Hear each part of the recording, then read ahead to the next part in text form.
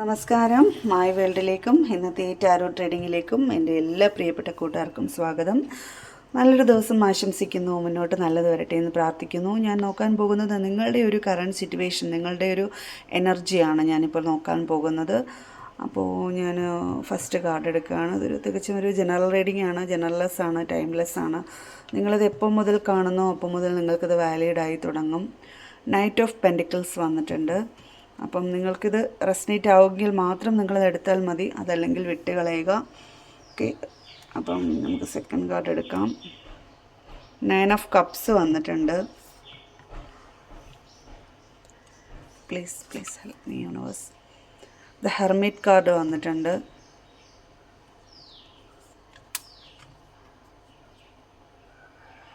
Page of pentacles വന്നിട്ടുണ്ട്.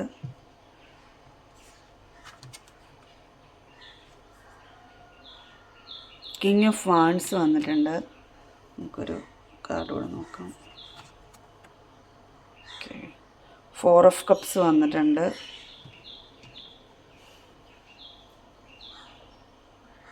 അപ്പോൾ നിങ്ങളുടെ ഒരു കറണ്ട് എനർജി ആയിട്ടും നിങ്ങളുടെ ഇപ്പോഴത്തെ ഒരു സാഹചര്യം എനിക്ക് കാണാൻ കഴിയുന്നത്, നൈറ്റ് ഓഫ് പെൻഡിക്കിൾസ് പറയുന്ന നിങ്ങൾ ഒരു സ്റ്റക്കായിട്ടുള്ളൊരു സിറ്റുവേഷനിലാണ് നിൽക്കുന്നത്. നിങ്ങൾക്ക് മുന്നോട്ട് പോകണമെന്ന് ആഗ്രഹമുണ്ട്, പക്ഷേ നിങ്ങളിപ്പോൾ സ്റ്റക്കായിട്ട് തന്നെയാണ് നിൽക്കുന്നത് എന്നാണ് കാണുന്നത്.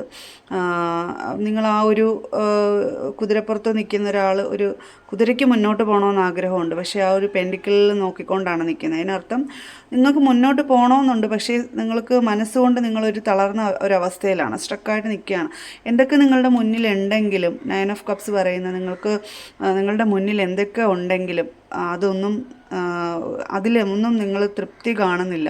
ഒരു നിരാശയിലാണ്. ദ ഹെർമിറ്റ് കാർഡ് പറയുന്നത് ഒരു നിരാശയാണ്, ഒരു കോൺഫിഡൻസ് ഇല്ലായ്മയാണ്, നിങ്ങൾക്ക് ഒരു ഒറ്റപ്പെടലാണ് നിങ്ങൾക്ക് തോന്നുന്നത്. കാരണം നിങ്ങളുടെ വ്യക്തിയെക്കുറിച്ച് തന്നെയാണ് നിങ്ങൾ ആലോചിച്ച് നിൽക്കുന്നത്. നിങ്ങൾക്ക് നഷ്ടപ്പെട്ടു പോയതിനെക്കുറിച്ച് തന്നെയാണ് നിങ്ങൾ ആലോചിച്ച് നിൽക്കുന്നത്. ആ ഒരു പൂർണ്ണത നിങ്ങൾക്ക് കിട്ടാത്തതിൻ്റെ ഒരു നിരാശ തന്നെയാണ് നിങ്ങളുടെ മനസ്സിൽ. നമുക്ക് ഇരുന്നുണ്ണാനുണ്ടെങ്കിലും, നമ്മളുടെ ചുറ്റിലും സമൃദ്ധി ഉണ്ടെങ്കിലും, നമുക്ക് ധനപരമായിട്ടൊന്നും ഒരു വിഷമമില്ലെങ്കിൽ പോലും എല്ലാവരും നമുക്ക് ചുറ്റിലും ഉണ്ടെങ്കിലും ഒരു ഒറ്റപ്പെടലാണ് നിങ്ങളുടെ മനസ്സിൽ ഇപ്പോൾ അനുഭവപ്പെടുന്നതെന്നാണ് ഇപ്പോഴത്തെ ഒരു നിങ്ങളുടെ ഒരു എനർജി ആയിട്ട്. നിങ്ങളുടെ വ്യക്തിയെക്കുറിച്ച് തന്നെയാണ്, അതിൽ തന്നെയാണ് നിങ്ങൾ ഫോക്കസ് ചെയ്ത് നിൽക്കുന്നത് എന്നാണ് പേജ് ഓഫ് പെൻഡിക്കിൾസിലും ഈ ഒരു കിങ് ഓഫ് വാൻഡ്സ് ഒരു പവർഫുള്ളായിട്ടുള്ള ഒരു രാജാവിൻ്റെ ഒരു പിക്ചറാണത്. അപ്പം നിങ്ങൾ ഈ ഒരു കാർഡ് വെച്ച് നിങ്ങളുടെ വ്യക്തിയെ തന്നെയാണ് ആഗ്രഹിക്കുന്നതും ചിന്തിക്കുന്നതും. നിങ്ങളുടെ വ്യക്തി നിങ്ങളിലോട്ട് വന്നാൽ മാത്രമേ നിങ്ങൾക്കൊരു പൂർണ്ണത കിട്ടുകയുള്ളൂ എന്ന് തന്നെയാണ് നിങ്ങളുടെ മനസ്സിൽ. അത് തന്നെയാണ് നിങ്ങളുടെ ചിന്തയും ആഗ്രഹവും എല്ലാം നിങ്ങൾ ആഗ്രഹിക്കുന്നതും അതുതന്നെയാണ്. ഇത് തന്നെ ഈ ഒരു 4 ഓഫ് കപ്സിലും പറയുന്നത് തന്നെയാണ്. ഈ ഒരു സാഹചര്യം തന്നെയാണ്, സ്ട്രക്ക് സിറ്റുവേഷനിൽ തന്നെയാണ് ആ ഒരു കരകയറാൻ നിങ്ങൾക്ക് എന്തെല്ലാം നിങ്ങളുടെ മുമ്പിൽ ഇരുന്നിട്ടും നിങ്ങളുടെ ഇത് കണ്ടില്ലേ, 4 കപ്സാണിത്. ഇത് സ്വർണം കൊണ്ടുള്ള 4 കപ്സ്. അത് നിങ്ങളുടെ മുന്നിൽ വെച്ച് നീട്ടിയിട്ട് പോലും നിങ്ങൾക്കൊരു നിരാശ. അതൊന്നും വേണ്ട, അതിലൊന്നും അല്ല എൻ്റെ ശ്രദ്ധ, എൻ്റെ വ്യക്തിയിലാണ് എൻ്റെ ശ്രദ്ധ, എനിക്കൊന്നും തന്നെ വേറെ ഒന്നും വേണ്ട. അത് നമ്മൾ ആഗ്രഹിക്കുന്ന ഒരു കാര്യം നമ്മളിലേക്ക് വന്നു ചേരുമ്പോഴാണ് നമുക്കൊരു പൂർണ്ണത കിട്ടുന്നത്, നമ്മുടെ മനസ്സ് സന്തോഷിക്കുന്നത്, അല്ലേ? അപ്പോൾ അല്ലാതെ നമ്മളുടെ മുമ്പിൽ എന്ത് കണ്ടിരുന്നാലും എന്തൊക്കെ കിട്ടിയാലും നമുക്കൊരു സന്തോഷവും തൃപ്തിയും വരില്ല എന്നൊരു സാഹചര്യമാണ് നിങ്ങളുടെ മനസ്സിലിപ്പോൾ, നിങ്ങളുടെ ഒരു കറണ്ട് സിറ്റുവേഷനും എനർജിയുമായിട്ട് നിൽക്കുന്നത്. അപ്പോൾ നമുക്ക് ജസ്റ്റ് ഒരു കാർഡ് കൂടെ എടുത്ത് നോക്കാം. ജസ്റ്റ് ഭഗവാനെ പ്ലീസ് ഹെൽപ്പ് മീ. ഇതിനകത്തുനിന്നൊരു റിക്കവർ ഉണ്ടാകുമോ? എന്താണ് യൂണിവേഴ്സിൻ്റെ ഒരു തീരുമാനം? പ്ലീസ്. തീർച്ചയായും ഒരു മാറ്റമുണ്ട്. ഇത് എംബറസ് കാർഡാണ് കിട്ടിയേക്കുന്നത്. നിങ്ങൾ വിഷമിക്കേണ്ട. ഈ ഒരു ബാഡ് സിറ്റുവേഷൻ, നിങ്ങളൊരു നിരാശ വിഷമം കൊണ്ടാണ് ഞാനൊരു കാർഡ് കൂടെ എടുത്ത് നോക്കിയത്. ഇത് എംബറസ് കാർഡ് തന്നെയാണ് വന്നിരിക്കുന്നത്. സൂചിപ്പിക്കുന്നത് നിങ്ങളൊരു അമ്മയാണെന്ന്, ഒരു മാതൃത്വത്തെ സൂചിപ്പിക്കുന്ന കാർഡാണിത്. എംബറസ് എന്ന് പറയും മാതൃത്വത്തെ. ഈ എംബറസിൻ്റെ തലയിലിരിക്കുന്ന കിരീടത്തെ 12 രാശിയായും മാലയിൽ ഇട്ടേക്കുന്ന 9 മുത്ത് നവഗ്രഹങ്ങളെയും സൂചിപ്പിക്കുന്നു.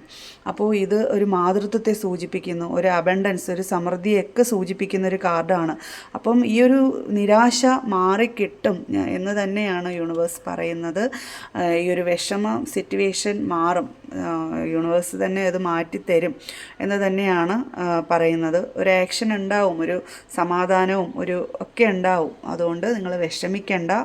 ഈ ഒരു സാഹചര്യമാണ് നിങ്ങളുടെ മനസ്സിലെങ്കിലും ഇതിൽ നിന്ന് മാറി ഒരു സമൃദ്ധിയും ഐശ്വര്യവും നിങ്ങളുടെ ആഗ്രഹ സഫലീകരണവും ഒക്കെ ഉണ്ടാവും. നിങ്ങളൊരു അമ്മ കൂടിയാണ് എന്ന് തന്നെയാണ് ഈ ഒരു കാർഡ് കൊണ്ട് സൂചിപ്പിക്കുന്നത്. നിങ്ങളൊരു മാതൃത്വത്തിനുടമയാണ്, നല്ലൊരു മാതൃത്വത്തിനുടമയും കൂടാണ് നിങ്ങൾ. അപ്പം എല്ലാത്തിലും നിങ്ങൾ കോൺസെൻട്രേറ്റ് ചെയ്യുക. ഈ ഒരു എല്ലാ സാഹചര്യവും നിങ്ങളുടെ മുന്നിലുണ്ട് എന്ന് തന്നെയാണ് കാണിക്കുന്നത്. നമുക്ക് കിട്ടാനുള്ള കാര്യങ്ങൾ എപ്പോഴായാലും നമുക്ക് വന്നു ചേരും എന്ന് തന്നെ മനസ്സുകൊണ്ട് നിങ്ങൾ പറയുക.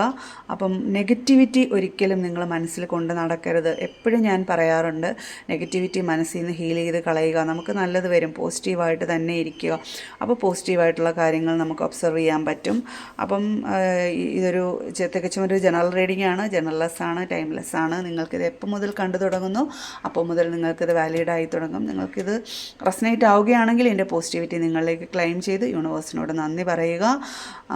അപ്പം വളരെ പോസിറ്റീവോടുകൂടി ഇരിക്കുക. നല്ലൊരു സക്സസ് തന്നെ ഉണ്ടാവും എന്ന് തന്നെ ലാസ്റ്റ് എടുത്ത കാർഡ് പറയുന്നുണ്ട്. ഈ നിരാശയൊക്കെ മാറും, എല്ലാം നല്ലതിനായിട്ട് തന്നെ വരും എന്ന് തന്നെ വിചാരിക്കുക. വരും, തീർച്ചയായും അങ്ങനെ തന്നെ സംഭവിക്കും. അപ്പം ഞാൻ ഈശ്വരനോട് പ്രാർത്ഥിക്കുന്നു.